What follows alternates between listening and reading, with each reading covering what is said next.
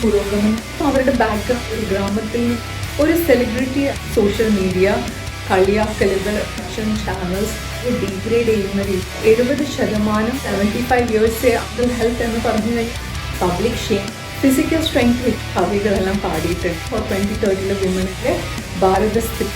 Hello everyone, welcome back to another topic discussions. അപ്പോൾ ഇന്നത്തെ topic എന്താണെന്നാൽ എൻ്റെ സ്വപ്നങ്ങളിലെ ശക്തയായ ഒരു സ്ത്രീ. ഈ ടോപ്പിക് ഞാൻ തിരഞ്ഞെടുക്കാൻ എന്താണ് കാരണം എന്ന് പറഞ്ഞാൽ, ഇപ്പോൾ റീസെൻ്റ്ലി ഒരു റിയാലിറ്റി ടി വി ഷോ, മലയാളത്തിൽ നിന്നുള്ള ഒരു റിയാലിറ്റി ടി വി ഷോ കാണാൻ കഴിഞ്ഞു.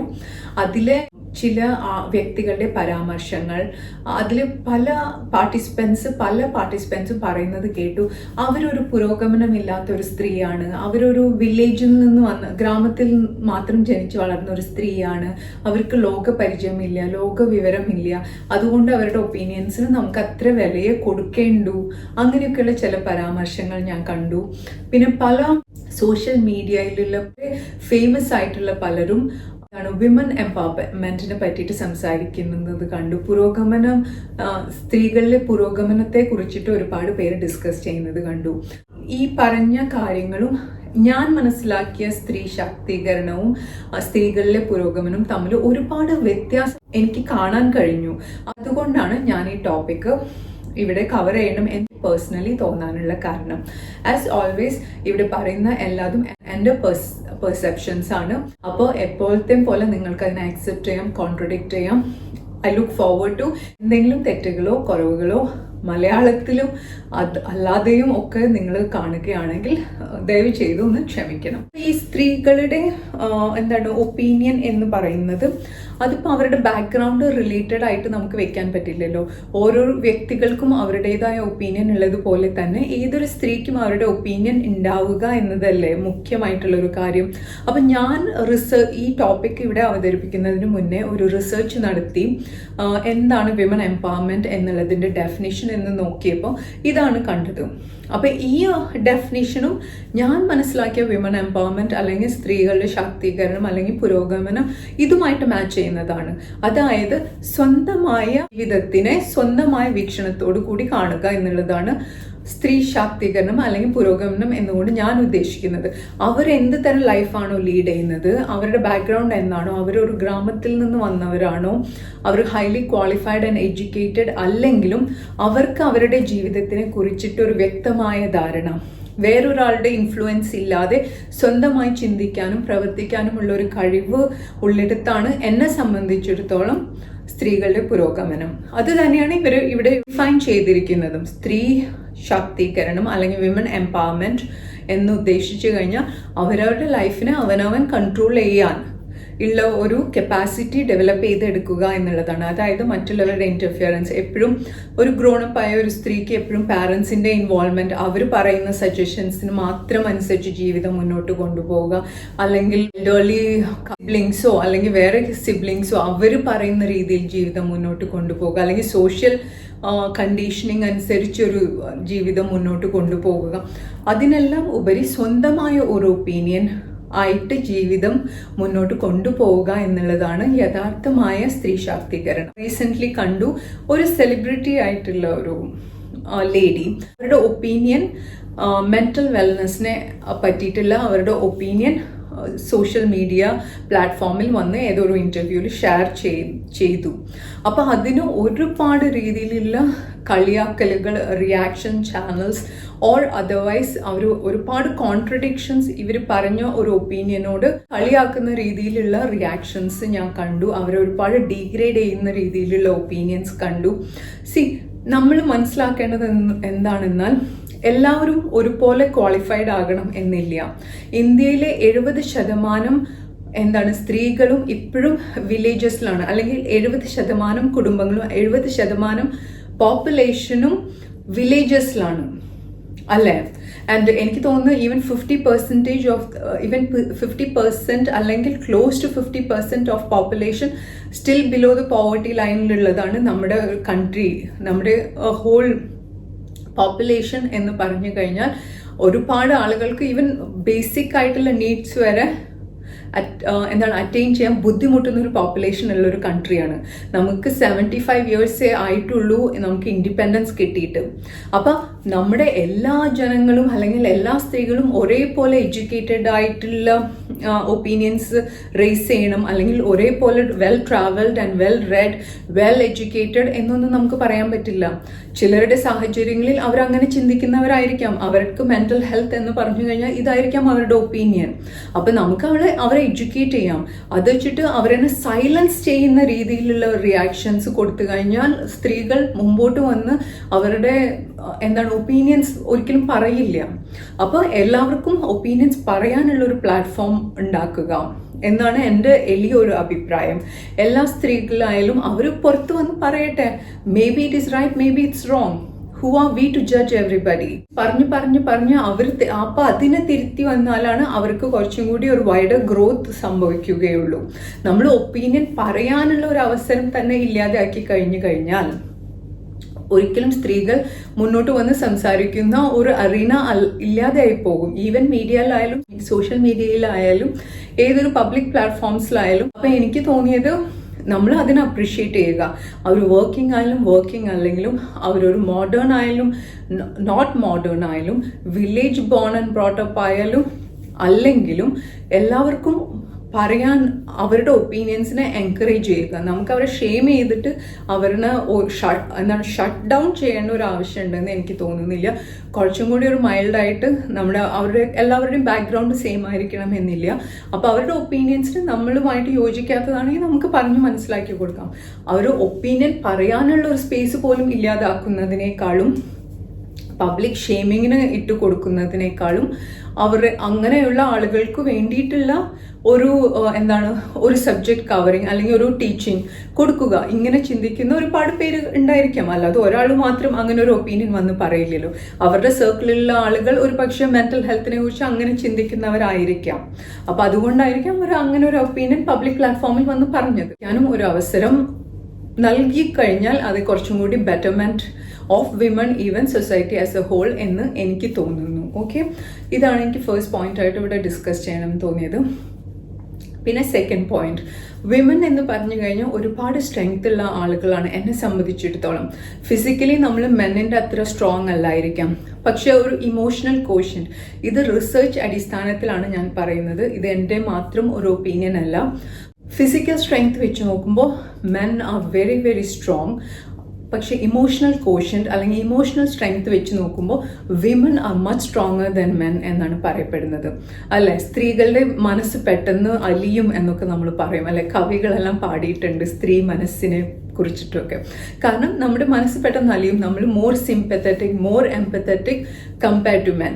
അപ്പം അതിനെ ഒരു വളരെ പവർഫുൾ ടൂളായിട്ട് ഉപയോഗിക്കാൻ ശ്രമിക്കുക എന്നുള്ളതാണ് അടുത്ത പോയിന്റ്. അല്ലേ, നമുക്ക് സൊസൈറ്റിക്കും നമ്മുടെ ഫാമിലീസിനും ഈവൻ നമ്മുടെ ബെറ്റർമെന്റിന് തന്നെ നമ്മുടെ പവേഴ്സ് കുറച്ചും കൂടി എഫിഷ്യൻ്റ് ആയിട്ട് യൂസ് ചെയ്യാം. ഇത് ഈവൻ കോർപ്പറേറ്റ് റിസർച്ചേഴ്സിൽ വരെ വാലിഡ് ആയിട്ട് കൺസിഡർ ചെയ്യുന്ന ഒരു പോയിന്റാണ്. വിമൻ മാനേജേഴ്സിനെ എന്തിന് നമ്മൾ കൺസിഡർ ചെയ്യണം, അല്ലെങ്കിൽ വിമൻ പ്രൊഫഷണൽസിനെ കൂടുതലായിട്ട് എന്തിന് കമ്പനികളിൽ ഉൾക്കൊള്ളിക്കണം എന്നുള്ളൊരു പോയിന്റിൽ നമ്മൾ യൂസ് ചെയ്യുന്ന ഒരു പോയിന്റാണ്. അതായത് ഇമോഷണൽ കോഷ്യന്റ് കുറച്ചും കൂടി അധികമാണ് വിമൻ വർക്ക് ഫോഴ്സിന്.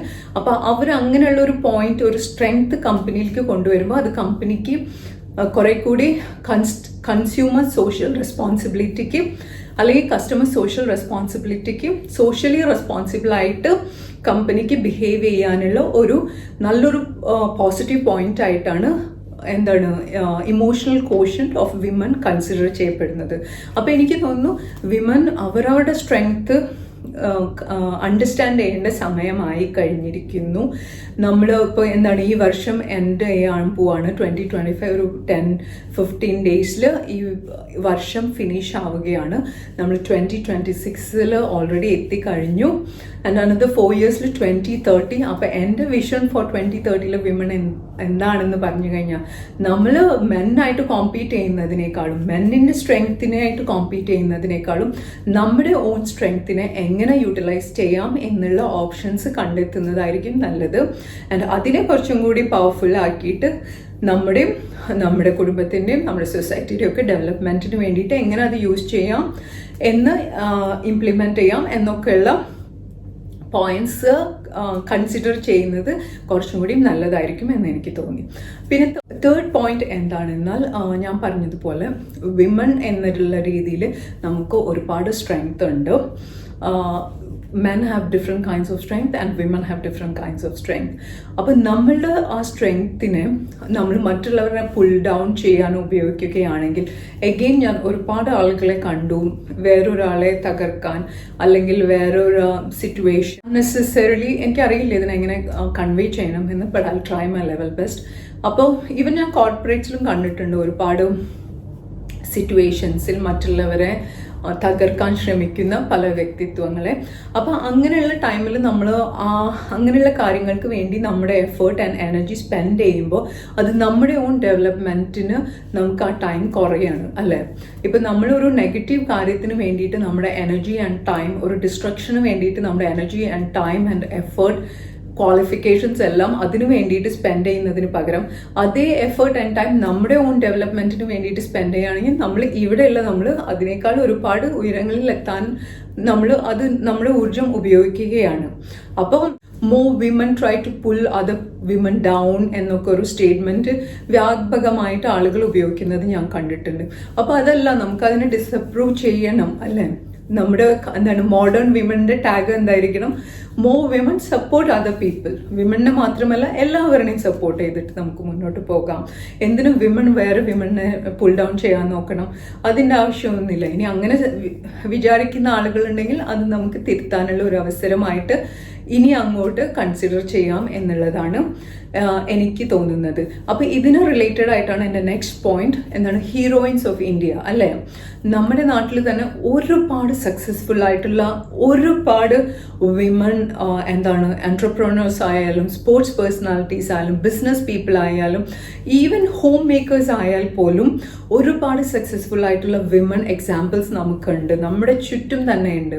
അപ്പോൾ അങ്ങനെയുള്ള ആളുകളിൽ നിന്ന് ഒരുപാട് ഇൻസ്പിറേഷൻ എടുത്തിട്ട് നമുക്ക് നമ്മുടെ ഓൺ ലൈഫിൽ ഇംപ്ലിമെന്റ് ചെയ്യാൻ നോക്കാവുന്നതാണ്.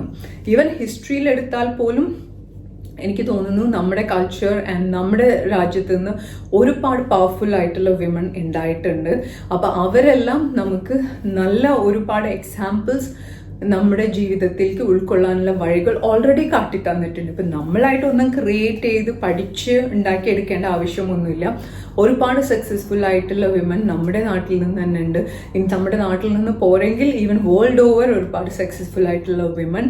നമ്മുടെ എക്സാമ്പിൾ എടുക്കാൻ പറഞ്ഞത് കാരണം നമ്മുടെ കൾച്ചർ ആൻഡ് നമ്മുടെ സൊസൈറ്റിയുമായിട്ട് കുറെ കൂടി നമുക്ക് മാച്ചിങ് ആയിട്ട് തോന്നുന്നത് നമ്മുടെ ഓൺ എക്സാമ്പിൾസ് ആയിരിക്കുമല്ലോ. അതുകൊണ്ടാണ് ഞാൻ പറഞ്ഞത് ഇന്ത്യയിൽ നിന്നുള്ള എക്സാമ്പിൾസ് കൺസിഡർ ചെയ്യാനായിട്ട് കേട്ടോ. അപ്പോൾ അങ്ങനെയുള്ള ഒരുപാട് വിമൻ നമ്മുടെ രാജ്യത്ത് തന്നെ ഉണ്ട്. ഒരുപാട് ഹീറോയിൻസ് പേരുകൾ പറയുകയാണെങ്കിൽ സരോജിനി നായിഡു അങ്ങനെയൊക്കെയുള്ള പേരുകളാണ് ഇപ്പം എൻ്റെ മൈൻഡിൽ ഇപ്പം വന്നുകൊണ്ടിരിക്കുന്നത്. അതല്ലാതെ തന്നെ ഒരുപാട് ഹ്യൂജ് പേഴ്സണാലിറ്റീസ് സക്സസ്ഫുൾ ആയിട്ട് ഒരുപാട് കോൺട്രിബ്യൂഷൻസ് നമ്മുടെ സൊസൈറ്റിക്ക് വേണ്ടി ചെയ്ത ഒരുപാട് പേഴ്സണാലിറ്റീസ് നമ്മുടെ രാജ്യത്ത് നിന്ന് തന്നെ ഉണ്ട്. അപ്പോൾ അവരിൽ നിന്നെല്ലാം ഇൻസ്പിറേഷൻ എടുത്ത് ഒരുപാട് കാര്യങ്ങൾ ചെയ്യാൻ കഴിയും എന്നുള്ളതാണ് എൻ്റെ വിശ്വാസം. എൻ്റെ സ്വപ്നത്തിലെ ഭാരത സ്ത്രീ എന്ന് പറഞ്ഞു കഴിഞ്ഞാൽ ഒരുപാട് സക്സസ്ഫുൾ ആയിട്ടുള്ള ഒരുപാട് കോൺട്രിബ്യൂഷൻസ് വേൾഡിന് ചെയ്യാൻ പറ്റുന്ന സ്ത്രീകളാണ് എൻ്റെ സ്വപ്നത്തിലെ ഭാരത സ്ത്രീകൾ. Okay, so that is the fourth point. And fifth point എന്താണെന്നാൽ the power of saying no. ഇപ്പോൾ നമുക്ക് എല്ലാവർക്കും പലർക്കും നോ പറയാൻ ഒരുപാട് മടിയുള്ള ഒരു സിറ്റുവേഷൻസ് ഉണ്ട്, അല്ലേ? മേ ബി വർക്ക് പ്ലേസിലായാലും പേഴ്സണൽ ലൈഫിലായാലും സോഷ്യൽ സെറ്റപ്സിലായാലും ഒക്കെ ഞാൻ നോ പറഞ്ഞു കഴിഞ്ഞാൽ അത് നെഗറ്റീവ്ലി ഇമ്പാക്റ്റ് ചെയ്യുമോ, അത് അപ്പുറത്തുള്ള ആളിനെ എങ്ങനെയെങ്കിലും അതൊരു ആ റിലേഷൻഷിപ്പിനെ ബ്രേക്ക് ചെയ്യുമോ, അല്ലെങ്കിൽ എൻ്റെ ഓഫീസിലെ എൻ്റെ റെപ്യൂട്ടേഷനെ ബാധിക്കുമോ, അങ്ങനെയൊക്കെയുള്ള ഒരുപാട് കൺഫ്യൂഷൻസ് ഉള്ള ആളുകളെ അല്ലെങ്കിൽ ഉള്ള സ്ത്രീകളെ എനിക്ക് കാണാൻ കഴിഞ്ഞിട്ടുണ്ട്. അപ്പോൾ എനിക്ക് തോന്നുന്നു the power to say no അതും നമ്മൾ മാസ്റ്റർ ചെയ്യേണ്ട ഒരു സ്കില്ലാണ്. നമുക്ക് പറ്റാത്ത സിറ്റുവേഷൻസിൽ എനിക്കത് കഴിയില്ല, എനിക്ക് അതിൻ്റെ ആൻസർ അറിയില്ല, അതെനിക്ക് എങ്ങനെ ചെയ്യണം എന്ന് അറിയില്ല, നോ പറയാനുള്ള ഒരു കഴിവും ആർജിച്ചെടുക്കണം എന്നെനിക്ക് തോന്നി. കോൺസിക്വൻസസ് എന്ത് തന്നെ ആയാലും അല്ലേ, ഇപ്പം നമ്മളൊരു നോ പറഞ്ഞിട്ട് നമുക്കതൊരു നെഗറ്റീവ് കോൺസിക്വൻസസ് ആണ് വരുന്നതെങ്കിൽ അതിനെ ഹാൻഡിൽ ചെയ്യാനും നമ്മൾ പ്രാപ്തരായിരിക്കണം. അപ്പോൾ എനിക്ക് ഇതൊക്കെയാണ് ഒരു വിമൻ എംപവർമെൻറ്റ് അല്ലെങ്കിൽ ഞാൻ സ്വപ്നം കാണുന്ന ഒരു ഭാരത സ്ത്രീയുടെ ശാക്തീകരണം അല്ലെങ്കിൽ പുരോഗമനം എന്നൊക്കെ പറഞ്ഞു കഴിഞ്ഞാൽ ഇങ്ങനെയുള്ള പോയിന്റ്സ് ആണ് എനിക്ക് മനസ്സിലാക്കാൻ കഴിഞ്ഞത്. ഈ പെർസെപ്ഷൻസ് അല്ലെങ്കിൽ ഈ ഒപ്പീനിയൻസ് ഒരുപാട് ഡിഫറെൻ്റ് ആയിട്ടുള്ള ഒപ്പീനിയൻസ് ആണ് എനിക്ക് TV അല്ലെങ്കിൽ മീഡിയ അല്ലെങ്കിൽ സോഷ്യൽ മീഡിയയിൽ കണ്ടത്. അതുകൊണ്ട് മാത്രമാണ് എനിക്കിതിവിടെ ഷെയർ ചെയ്യണം എന്ന് തോന്നിയത്. നിങ്ങൾ എത്രമാത്രം ഇതിനോട് യോജിക്കുന്നില്ല എന്നുള്ളത് നിങ്ങളുടെ കമൻസ് ആൻഡ് മെസ്സേജസ് ആയിട്ട് അറിയിക്കുക. അത് നമ്മളെ കുറച്ചും കൂടി ഇംപ്രൂവ്ഡ് ആയിട്ടുള്ള വേർഷൻസ് എനിക്കും ഇത് കേൾക്കുന്നവർക്കും ആകാൻ കഴിയും എന്ന് ഞാൻ വിശ്വസിക്കുന്നു. അതുകൊണ്ട് എന്തായാലും മെസ്സേജസ് ഓർ കമൻസ് ആയിട്ട് നിങ്ങളുടെ റെസ്പോൺസസ് അയക്കുക. And as always thank you for spending your time here. Until we meet next time. Bye. Thank you once again.